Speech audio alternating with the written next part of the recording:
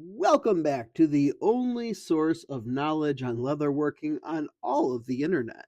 Today at TP Leatherworks, we will be showing you not a single thing to do with leatherworking, but instead on how to, or maybe how not to, make a stamp for your shipping boxes for a beautiful wallet, as you can see here.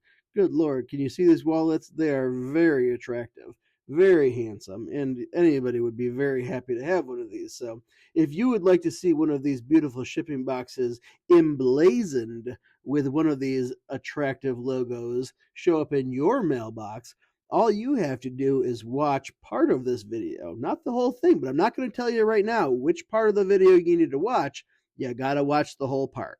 So as you can see here, we have my logo printed out on a piece of computer paper here and a chunk of scrap wood that I found laying on the floor of my basement.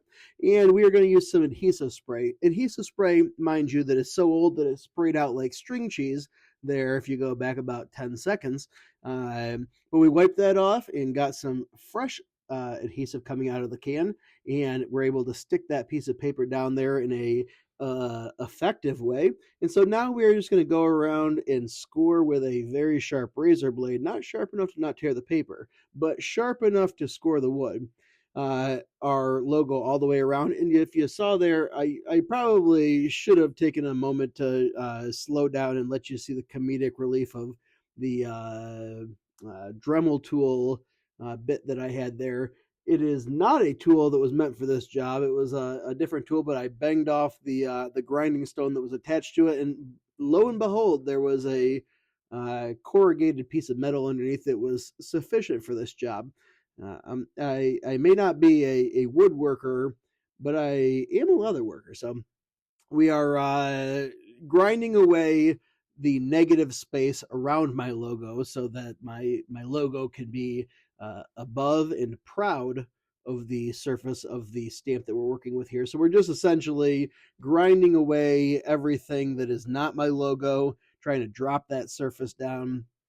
And that's ultimately what we're doing here. It's a very slow, arduous process that takes way more time than I would ideally prefer to have happen. And by the way, if you are watching this, why don't you comment down below when you realize possibly what I don't realize right now, but I will realize very soon. Well, I don't know, where are we at here? About 2 minutes in? Yeah.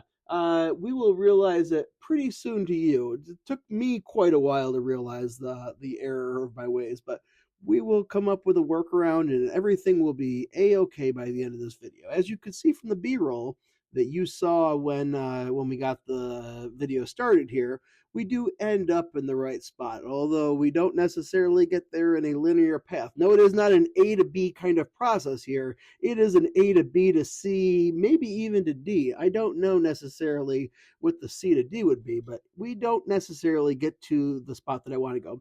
If you are doing this video and you have already watched this, if you are doing this video, I'm doing this video. If you are following along this video and wanting to do what I did, you could do this the right way. And what I did there was I essentially just ground away everything except for my logo, and then I cut away everything I didn't need so that I'd have a much smaller area to work with. You could do that. I did not do that. You'll see what I do in the long run. I wish that I had done that. It probably would have made for a better process along the way, but I'll tell you all about that as we go. So all I did was got the logo ground out. Then I used a little bit of sandpaper to grind off that piece of paper that was still attached to the wood from the area that I had not ground away. And here we are, realizing in real time. So I'll go back to that.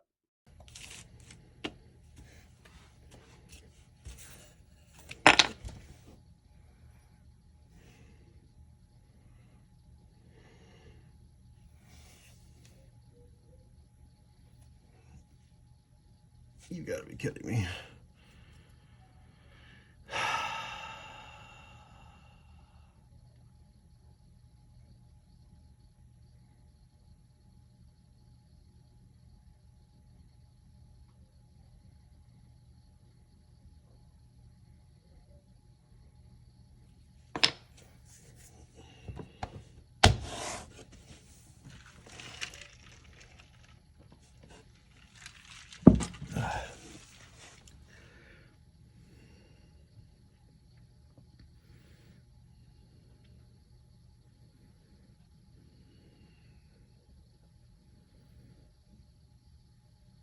Yes, that's right, folks. The long sigh, the contemplative stares, the long sip off of my whiskey, all of that tells you that I did, in fact, put my logo on correctly onto the wood if I were looking at it as a normal person. But as far as a stamp is concerned, where everything needs to be in the obverse, I'm pretty sure that's the correct word for that situation. Anyways, it's supposed to be backwards, and so I realized here that I needed to completely redo everything that I had just done, which was not a necessarily fun thought in my mind there. So before I got going on that, I did decide to do a couple test runs with the one that I already had and make sure that it was going to even work in the first place before I went through the long process of making another one. I figured let me take this time to test the one that I currently have, see what I can do in this moment to make sure that I don't need to do any more tinkering. And so I ran through some tests, decided maybe I do like it, maybe I don't. I wasn't completely convinced from the test that I had ran with the diluting the wet paint. Initially, I planned on using a stamp pad for it. That did not necessarily seem to be the best option for it. So I decided maybe I would go with some acrylic paint that I would wet down into a slurry, maybe I guess you could say. Anyways, I tried that. It was okay. Wasn't necessarily exactly what I had envisioned, but I had trudged on along anyways. The piece of wood that I was using here was a little bit harder than the other side that I had used, or maybe my bit was a little bit too dull. Anyways, as you can see here, I decided that I am going to just erase the TP from the original stamp that I had made, and maybe I'll just make the actual TP logo on my box because life is all about coming up with creative solutions on the fly.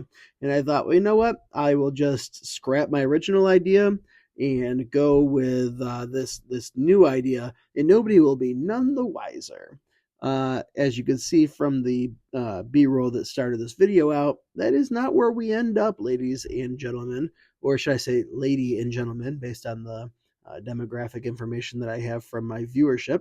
Uh, so here we are testing it on a box. I don't know why I decided that I would waste a box on testing this, but I did decide to do it anyway. So I put that on there, and here you guys can see it because, I thought, well, this might be where I end the video, and let me show you guys one of my wallets. That is, in fact, not where I ended because here I am next day. And what I did was I got a plastic folder, and I had used a piece of paper, a piece of glass, taped everything down, looked through that at a light, and traced my logo onto it. And I am going to be using a razor blade to cut out my logo from this piece of plastic. And I am going to pivot. That is what we call it in the industry, ladies and gentlemen, or should I say again, lady and gentlemen. And we are going to make a spray painting stencil, I guess you could say.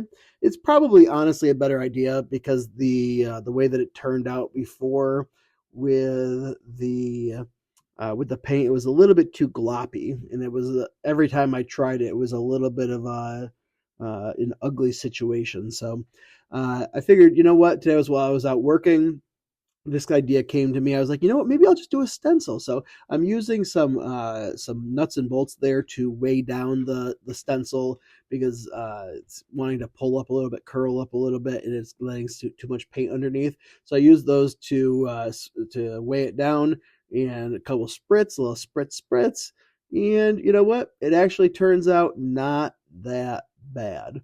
uh, you get there eventually. You keep trying. Like the tortoise and the hare. Is it the tortoise and the hare? I don't know if that's the right analogy here.